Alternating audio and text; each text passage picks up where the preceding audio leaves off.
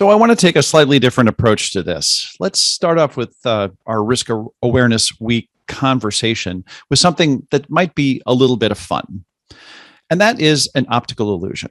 I'm sure you're familiar with this image. Actually, maybe you're not. So here's a question for you. Which line is longer? There's two red lines. There's a red line on the left and a red line on the right. Which one is longer? Well, if you know the illusion, you've already come to the conclusion that you know the right answer. And the right answer is both lines are the same length. That's a fact. However, that doesn't stop our eyes from actually processing. And I'm saying this as someone that has looked at this illusion hundreds of times.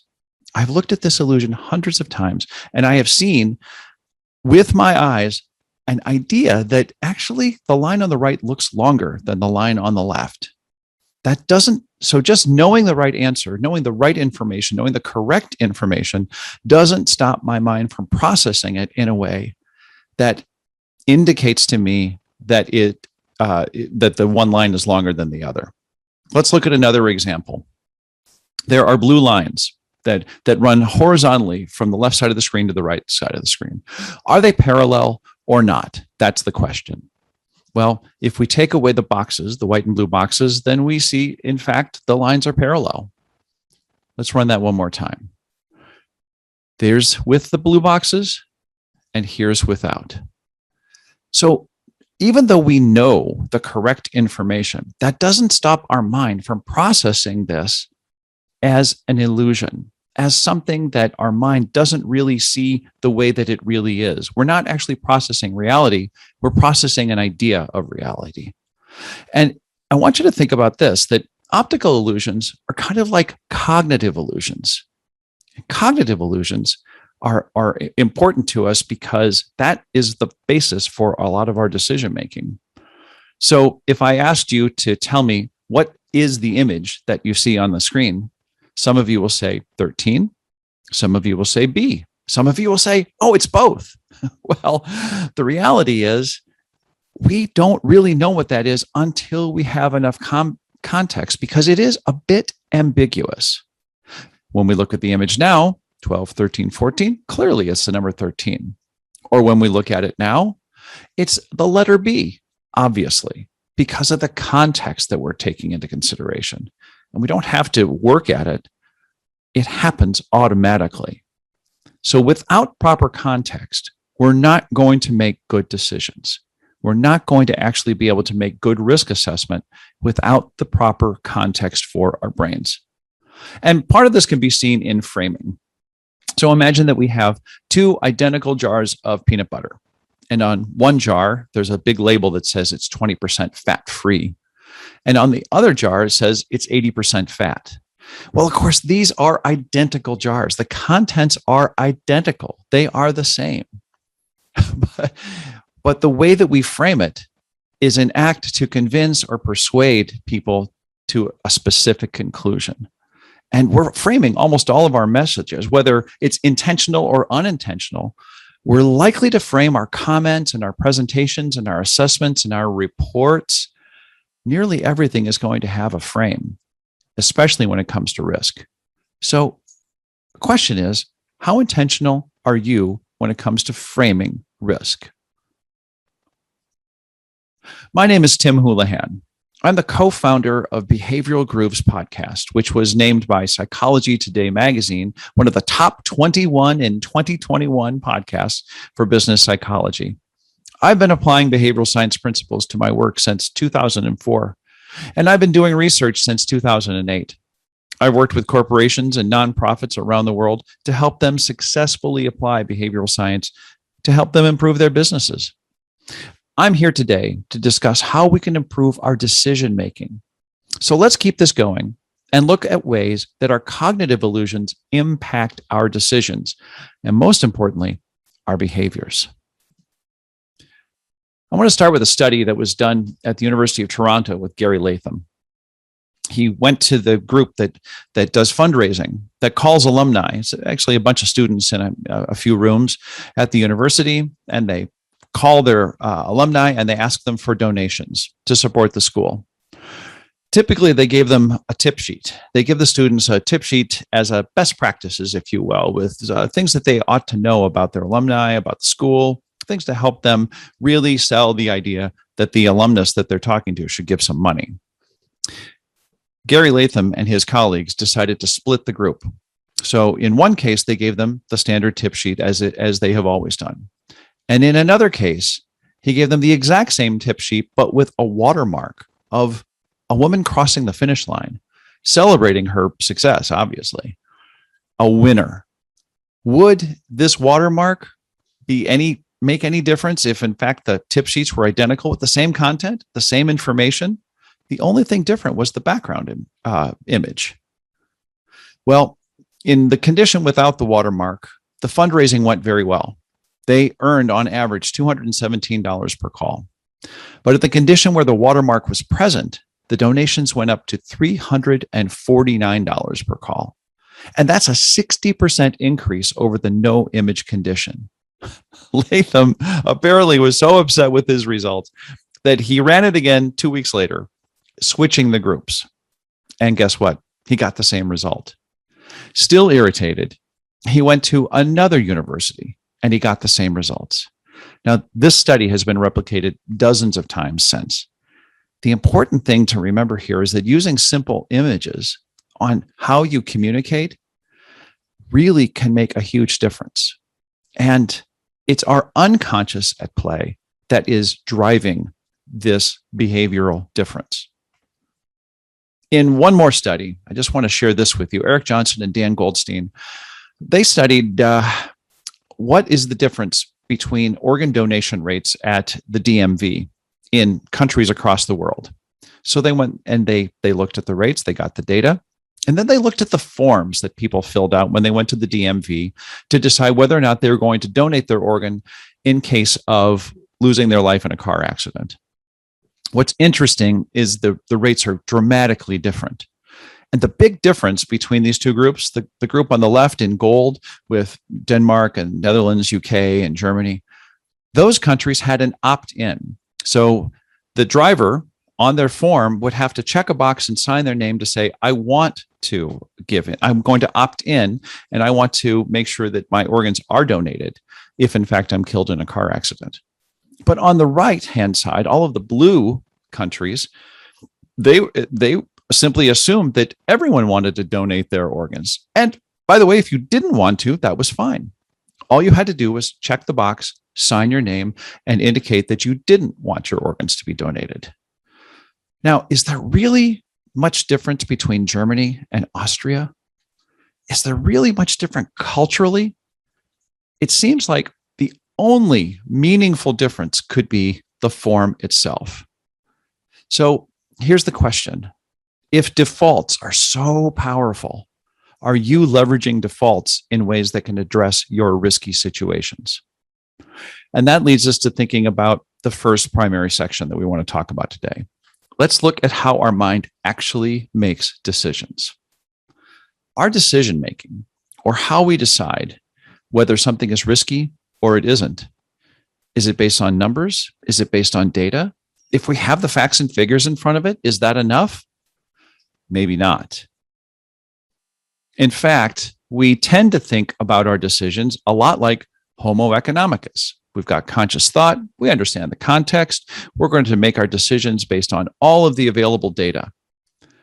The reality is that deep in the murky waters of our unconscious, where pure unconscious thought lives, that's where biases and context and real motivations start to influence the way we think and the way that we act. Now, this also tends to make our mind look like a bit of an iceberg, with only a very small portion of our mind sitting on top of the waterline in consciousness, and a large portion sitting down below in the unconscious. And this makes it very difficult to think about how we're going to develop interventions for changing our behavior. So I mentioned this idea of Homo economicus. Let's just spend a minute on that. We tend to look at ourselves in the mirror and think, well, I'm pretty rational in the way I make decisions, and my biases are my judgments are pretty unbiased, and I'm going to make sure that I dispassionately pursue my self-interests. Whereas the Homo psychologicus model is different. The psychologists tend to think that, we're not really sure what our preferences are. They're labile. They can change from time to time. And we know that emotion plays a big role in the way that we decide. And maybe worst of all, we're subject to all sorts of self-control problems. The reality is we're much more complex than that. Human beings buy insurance, but play the lottery. We calculate the absolute shortest route home. But then we put ourselves at risk by responding impulsively when someone honks their horn. We save money assiduously. We invest in education. We patiently plot out our career, but we eat too much for our own good, and we say the wrong things to the wrong people after we've had a bit too much to drink. We spend when we shouldn't, that is, if we're a spendthrift, or we don't spend enough if we're a tightwad. So there's all kinds of troubles that go into, and complexities that go into being human, which is just fine. But if it were just other things that were going on inside of our mind, that would be one thing. In fact, it would be plenty. It would be enough. But unfortunately, that's not the whole story. Our decisions are also influenced by what's going on in the world. And that's where we have to talk about two things: biases and noise. Let's start with biases. Psychological bias is the tendency to make decisions or to take some kind of action in an unknowing and irrational way. To overcome it, we need to look for ways to introduce objectivity into our decision-making to allow more time for it. So let's talk through a few common biases and how they might impact decision-making, especially when it comes to risk, risky situations, risky communications, and risk strategy. The first is confirmation bias. You've probably heard about this one. It's the tendency to search for or interpret or focus and even remember information in a way that already confirms our preconceived notions. If we have some kind of a preconceived notion about what is risky or not, for instance, our brains will automatically seek out information that confirms our beliefs. It's so easy and so automatic. And this bias is deeply seated in who we are. So if we're going to communicate about risk, if we're going to assess risk, if we're going to strategize on how to best tackle risk, we have to know that our natural tendency is to confirm what we already believe. And sometimes we might have to overcome that. The second thing is called distinction bias. Now, what I'm showing you here on the screen is the corn sweet illusion. And before I talk about distinction bias, I just want to ask you, there's a cube. There's a black box in the middle, right? But behind the black box is a cube. And I want you to think about this. Is the part of the cube at the top the same color or a different color than the part of the same cube at the bottom? When you look at it from this angle, most people tend to think, well, it looks like it's the same color. But when we take away the black box, we see that the top is gray and the bottom is white. And the interesting thing is that we have information in this image that would help us make that decision. There is data points right there in front of us. There are 4 other cubes that are both gray and white that are set up in very similar ways that would allow us to extrapolate. Most of us don't do that. The whole idea behind the distinction bias is that things that are dissimilar might look similar when they're separated, and things that might look more dissimilar are going to look more dissimilar when they're closer together. So the way that you communicate risk really matters. So let's actually look at an example of how something that might be really dissimilar, when we put it together, is going to look more dissimilar. In this case, it's just a random set of comparisons, and we do this all the time, right? This is especially true in a competitive market, or in competitive marketing materials, or when we're trying to understand and make a decision in a joint comparison. What are really just the differences between these situations, the scenarios, the decisions that we're going to make are going to be different or similar, but lining them up next to each other make things that are a little bit different look very different.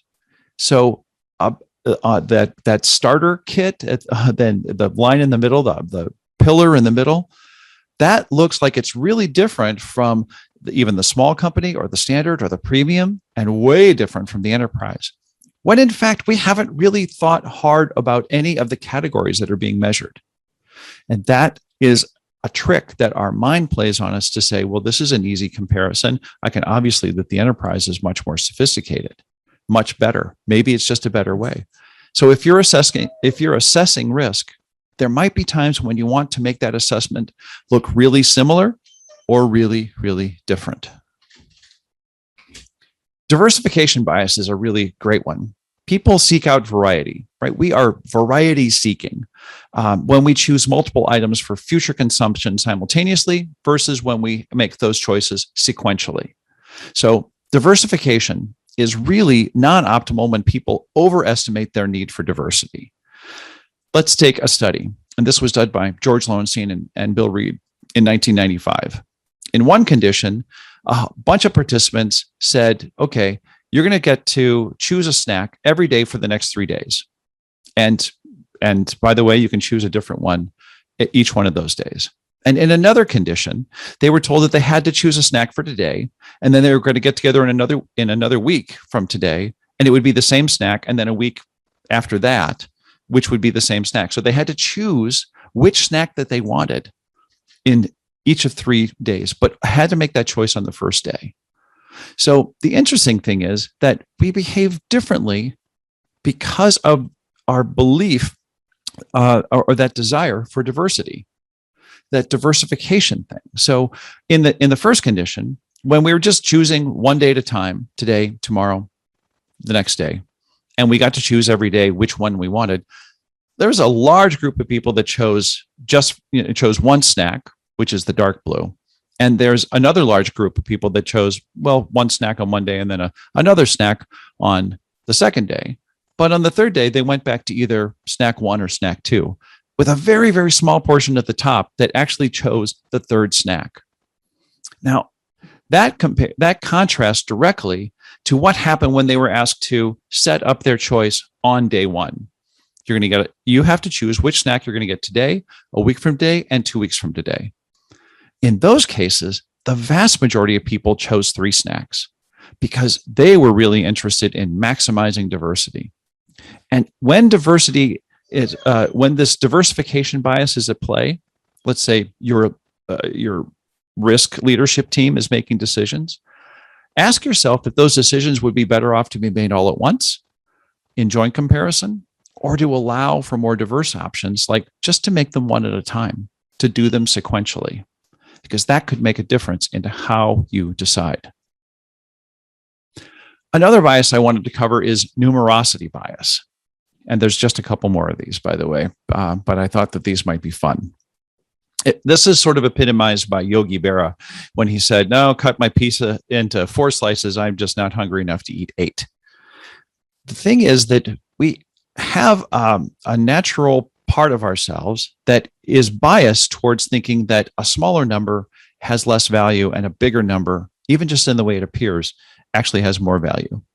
Most people tend to look at $11.99 or $11.99 with a comma or $11.99 with the dollars in it as being very, very different in terms of the actual quality and quantity that it refers to.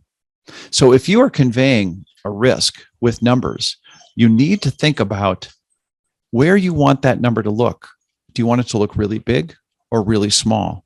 And the way that you actually position it could impact the way the receiver actually experiences the level of risk. Okay, two more to go here. Output bias or resulting. This work was done by Francesca Gino, was highlighted in her book Sidetracked, and it also has come up in conversations with Annie Duke, whose book How to Decide is a fantastic review of decision making. But output bias or resulting is when our judgments are influenced by the outcome of the situation. For instance, for example, if we have are more forgiving of risky operations if the result is positive, right? And it tends to focus our decision making on irrelevant information rather than actually focusing on the process when we're just looking at the outcome itself.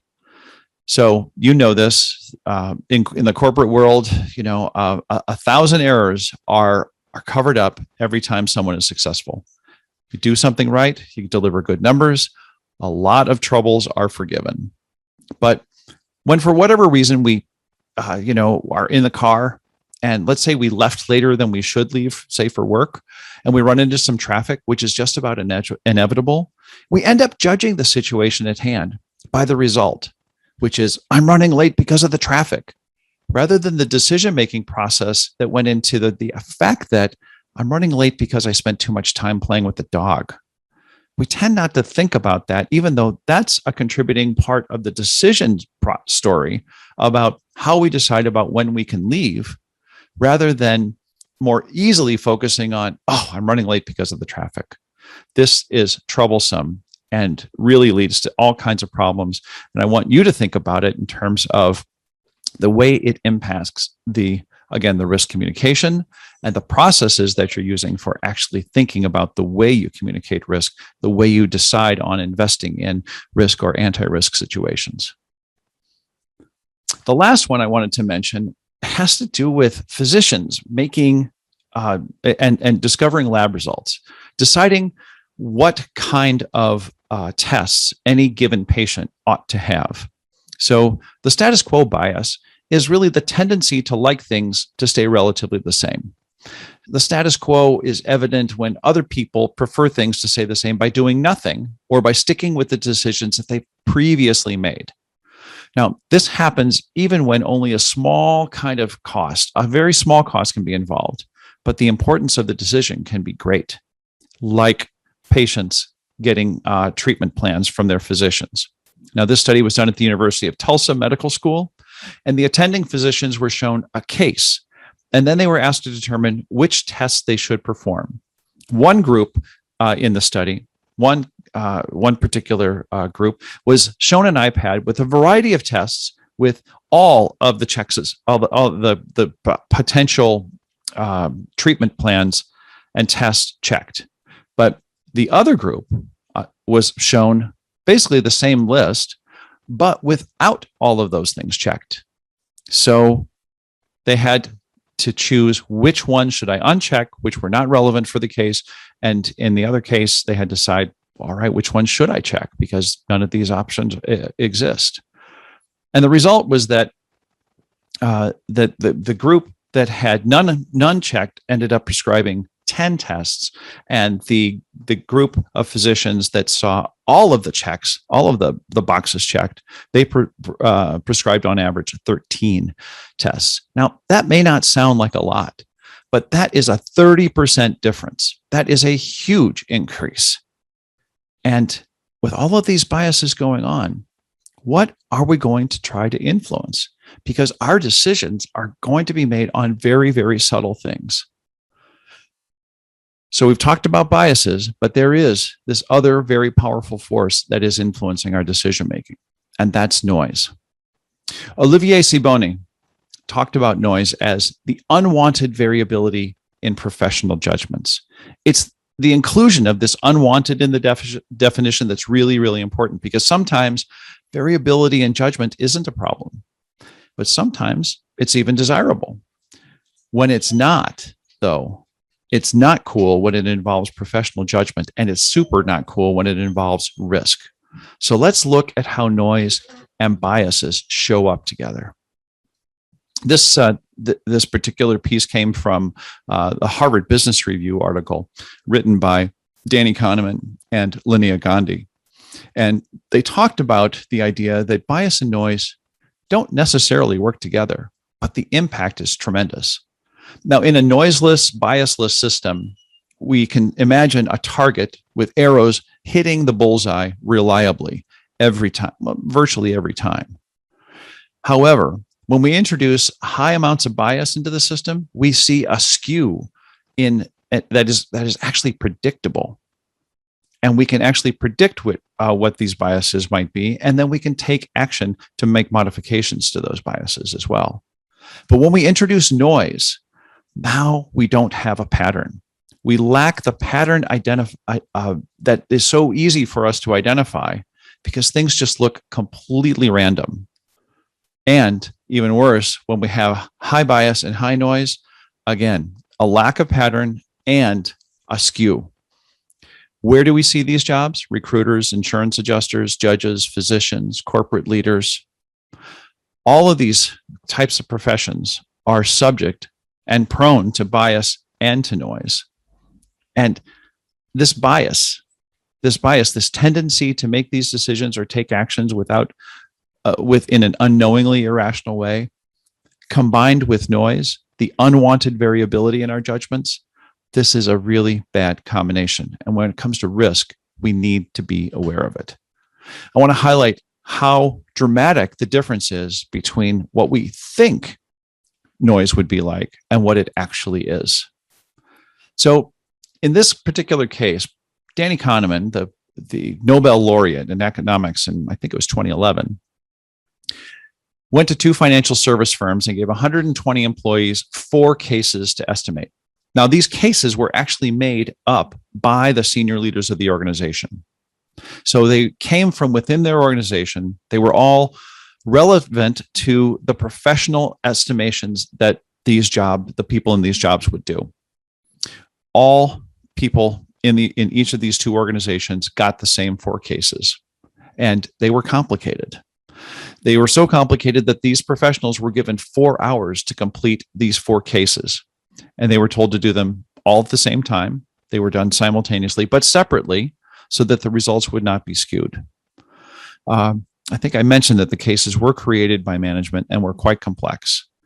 Before the professionals actually went through the cases, the leaders took an educated guess into how much variability there might be in the assessments. And here we see numbers that anyone might expect. They're professionals. These people know what they're doing.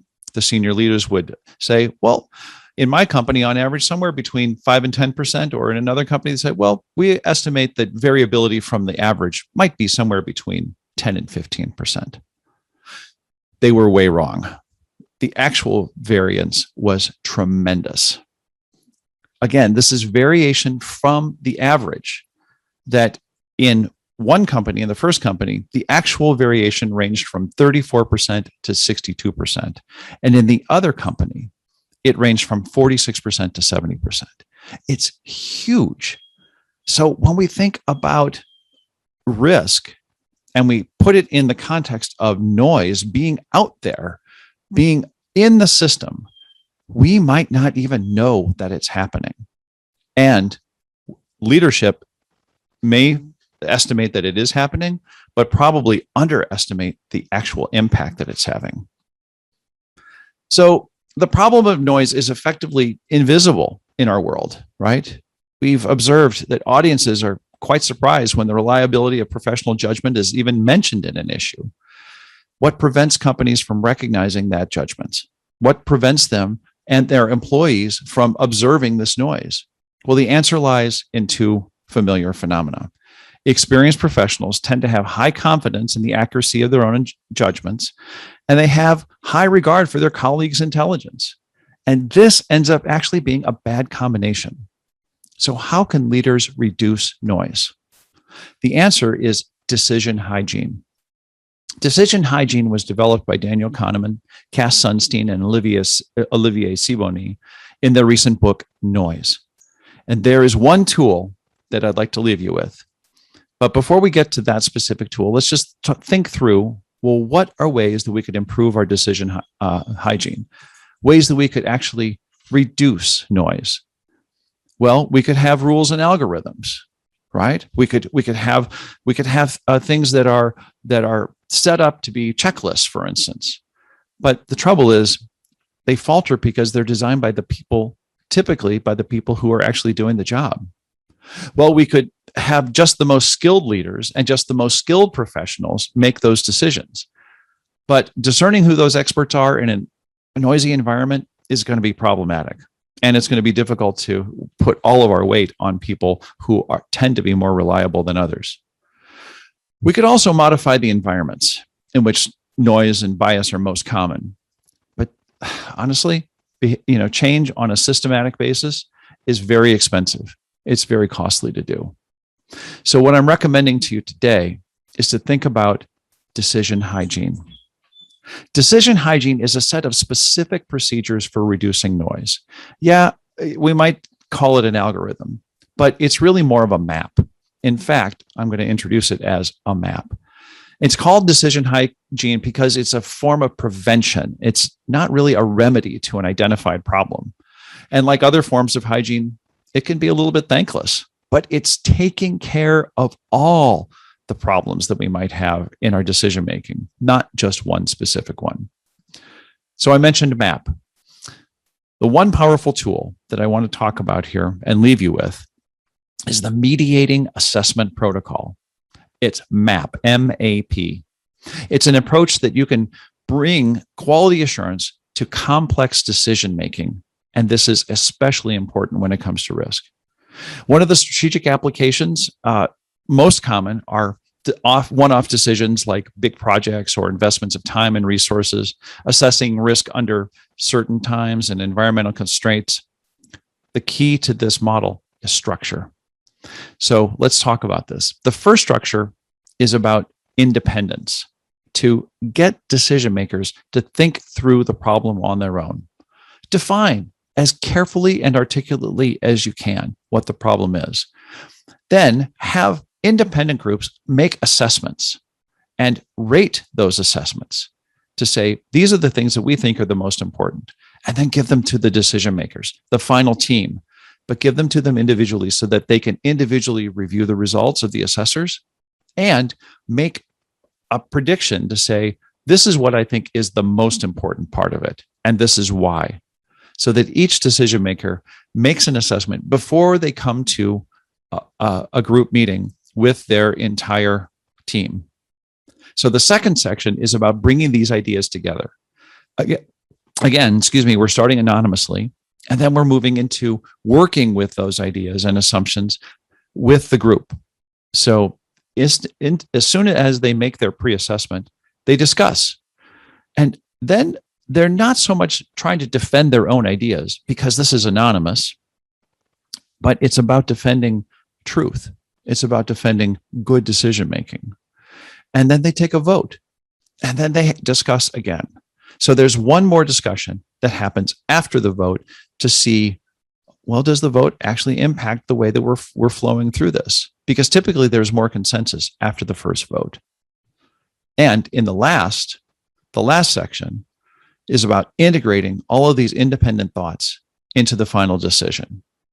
We have that final vote, that second vote, which is, again, even more consensus because it's reflecting the conversation that happened after the first vote, causes them to discuss, typically in pretty short order. And then this is where we bring the intuition into play. This is where we bring all of that unconscious to let that bubble up. Because under these circumstances and in this sequence, now when we're asking the decision makers to make their final judgment, now we have got their minds in the best place possible for making the most important considerations that each of them could do, which is what we want in the first place. So if you want to improve your decision hygiene, the first thing you have to do is to watch out for the biases in yourself. It's harder to see them in yourself.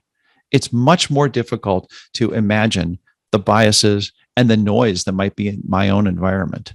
So you might actually have to set up ways in which you have people looking out for you and being able to discuss openly, candidly, honestly, authentically with the people around you about what are the biases that are going into our decision making? What are the influences that are impacting our unconscious before it even bubbles up to the top? The second thing is to seek out those problems. Hunt down the noise, hunt down the biases, actually go after them. Then when you actually have a better feel for what kind of patterns of bias or a lack of pattern in noise might be available, then you can actually do something about it. And decision hygiene, because it's going after all the germs. Implement some kind of a tool.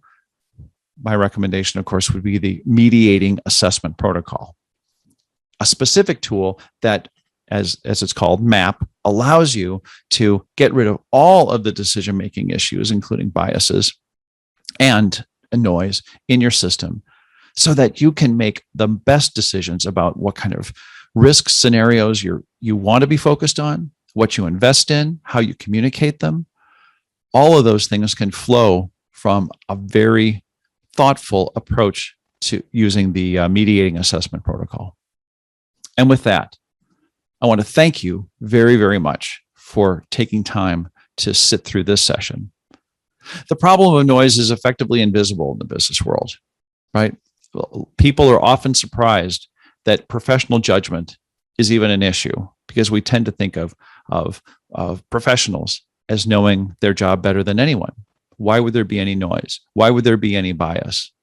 But again, we go back to the fact that experienced professionals tend to have high confidence in the accuracy of their own judgments, and they have high regard for their colleagues' intelligence.